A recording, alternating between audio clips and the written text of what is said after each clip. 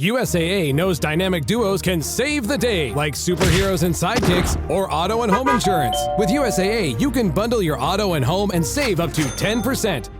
Learn more and get a quote at usaa.com/bundle. Restrictions apply.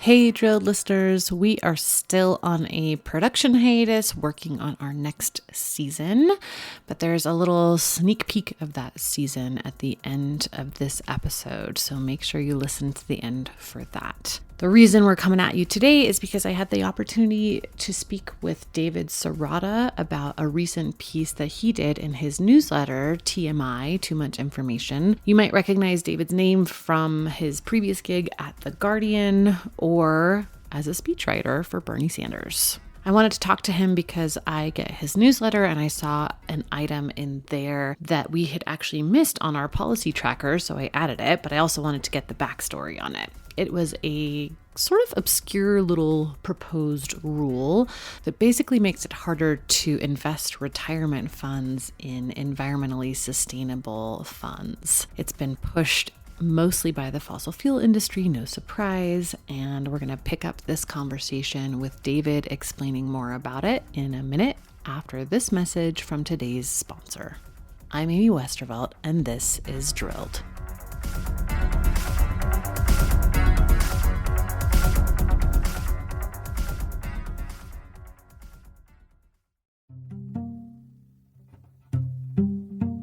Hey, Drilled listeners, Amy here to recommend another climate podcast. If you have ever wondered exactly where your water comes from, what it means to actually break up with fossil fuels, or what the year 2100 could even look like, check out the Climate Dispatch from the folks at the Sierra Club Angeles chapter in collaboration with Stranded Astronaut Productions.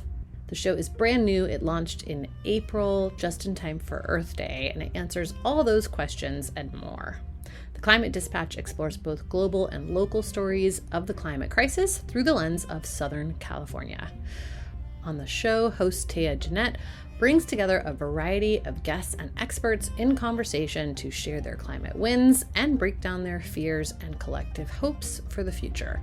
Some featured guests include Time 100 Next recipient and climate activist Naleli Kobo, Troy Stevens, creative manager of Grist Magazine's Imagine 2200 Climate Fiction Contest, Aru Shaini Ajay, executive director of the Sunrise Movement, and Allison Chin, president of the Sierra Club Board of Directors.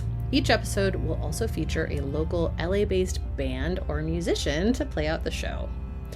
Check out the Climate Dispatch at sc.org/climate dispatch or wherever you listen to podcasts.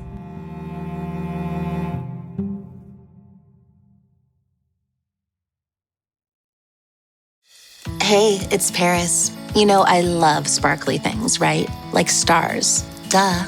And thanks to Hilton and AutoCamp, I just slept under them.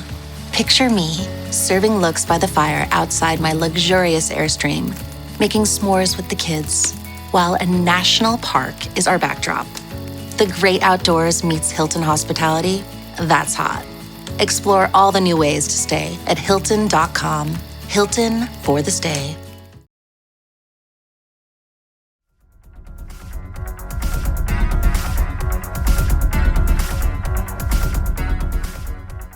So I was hoping that you could start by sort of saying, what is this rule change and what brought it to your attention initially? Sure. So ESG investing is basically the technical term for environmental, social, and governance-based investing. And what that's a lot of jargon for is investing in a way that takes into account what the companies you're investing in are actually doing in the world and how their corporate behavior affects the environment and the like. And to be clear, it's not just to make you as an investor feel good, but there's also a financial reason that proponents argue that you want to engage in this kind of investing. For instance, you don't necessarily want to be investing your retirement money in investments that are at risk of being destroyed by climate change, or you don't want to be investing your money in investments that are based on destroying the climate and could be financially imperiled at the point, hopefully and soon, that we actually take action to not use those products anymore. So you don't necessarily want your retirement savings in oil companies if you think that at some point we're going to basically say, you know what, we have to use less oil to not destroy the entire planet. So that's what ESG investing is. And the Trump administration has put forward a rule that aims to make it harder for financial managers to help you move your money and help worker retirement systems move that money into ESG investments. Now, what the Trump administration says is that the current existing Labor Department rules about how financial managers have to invest other people's money, that those long-standing rules say that the financial manager must prioritize above everything else. They have a fiduciary responsibility to maximize returns regardless of what kind of investments the money is going into. Now, there's a good reason for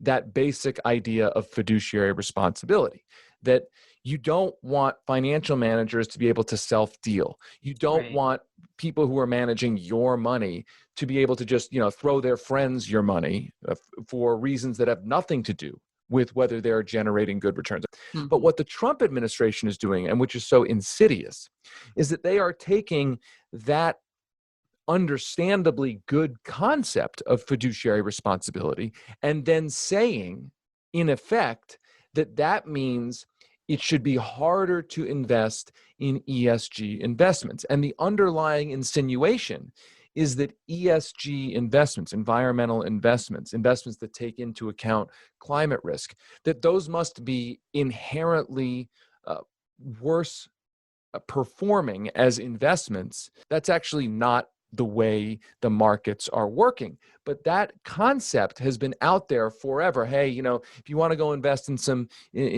feel-good investments, you want to feel like you're really socially responsible, fine. Do it on your own time. If you want to do that individually with your own individual investments, fine. And of course, not surprisingly, the fossil fuel industry is cheering on this new rule. And the fossil fuel industry is saying, in one letter, they said the push to divest money from the fossil fuel industry has become a serious problem for the industry because large institutional investors are increasingly moving their money out of fossil fuel investments, and that's depriving us of capital, which of course is the point of the divestment movement. Right. That's so interesting because I want to say maybe 4 or 5 years ago now, one of the early lawsuits against Exxon was about exactly this kind of thing, except they were making the opposite argument. And it was like a worker retirement fund that was suing Exxon for an abdication of fiduciary responsibility because they had, put off writing down assets forever. And they were doing various things that they were, the workers were arguing would sort of reduce their returns from their retirement fund.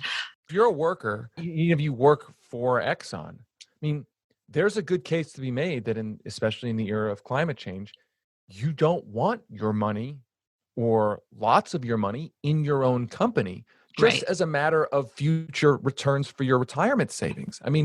Putting money, and especially now at a time when the fossil fuel industry is reporting, just big earnings losses, right? Yeah. Big losses. And you see, I think it was, there was a story in the Financial Times about how ESG investments are actually performing, or in some cases outperforming the market. So the whole idea that ESG investments are, automatically bad for your own portfolio is just increasingly proven wrong. But again, that's why the proverbial smoking gun here is that when the letter from one of the oil industry's lobby groups is saying we really want this rule because the divestment movement is draining us of capital, then you see the real motive. At the same time this has been going on, essentially the SEC has stalled the effort to require more disclosure by companies about their own climate risks. Wow. And these two things are linked.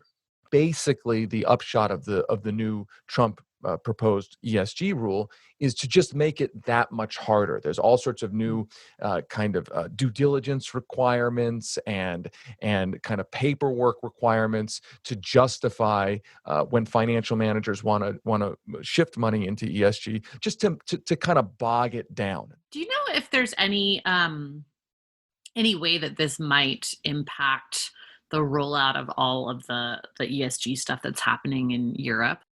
Ultimately, the global pool of money is one giant pool of money. And so certainly it and the United States has an outsized role in that. And so certainly it can deprive the move into those investments. And here's what's really interesting is that if you read the comment letters on the rule, the big opponents of the rule, not necessarily, the most altruistic people in the world. I mean, yes, you've got some great environmental groups on there, but there's a lot of Wall Street firms, right? Like Wall Street firms that don't really have an ideology, right? They're just looking for customers, and they know that customers and the people whose money they're managing, they know that there's a demand for, I don't want to invest in oil companies. I'm more interested in investing in green investments, right? And so a lot of these sort of Wall Street firms that aren't do-gooders have put in letters saying, we don't like this rule. This rule is not good because we want to have as much freedom as possible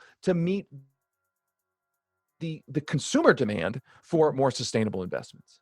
Yeah, that's super interesting. And also kind of flies in the face of the whole we're just worried about returns thing, Exactly. Exactly. I mean, those firms want returns also. So it's a weird situation where in some senses, it's like the Trump administration is so devoted to going to bat for the fossil fuel industry that it's willing to piss off the financial industry. Yeah.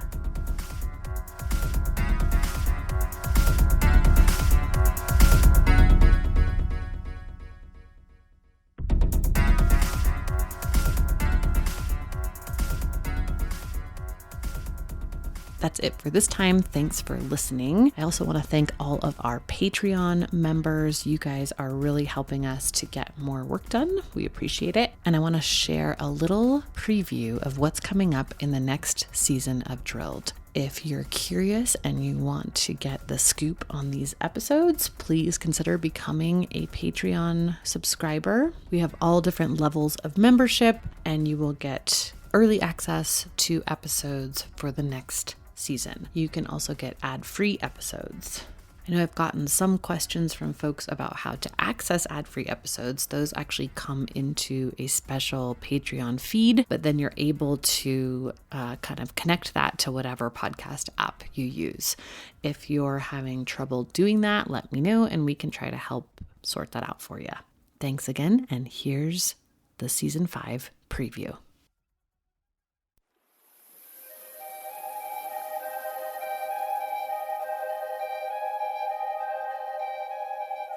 This season on Drilled.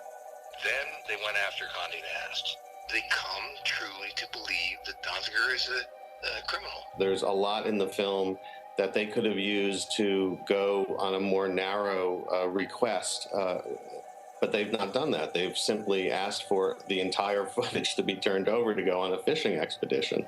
I think if I had it to do over, I would advise my client to completely protest the trial. And unfortunately, Stephen didn't have that option because Stephen lives in New York and he's subject to the jurisdiction of the court and he has to defend the case.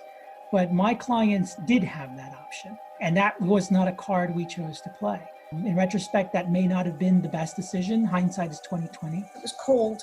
So we would be all bundled up. We would be in this long line to get through security to get into the courthouse. And then you would see a row of 5 black Suburbans arrive with tinted windows, and out of it would come senior management of Chevron, their head of litigation, their entire legal team, and they were ushered in through a separate entrance as VIPs, so they didn't have to stand in the line with all the rest of us. I am now tired of reading about Stephen and the ankle. Enough with Stephen and the ankle.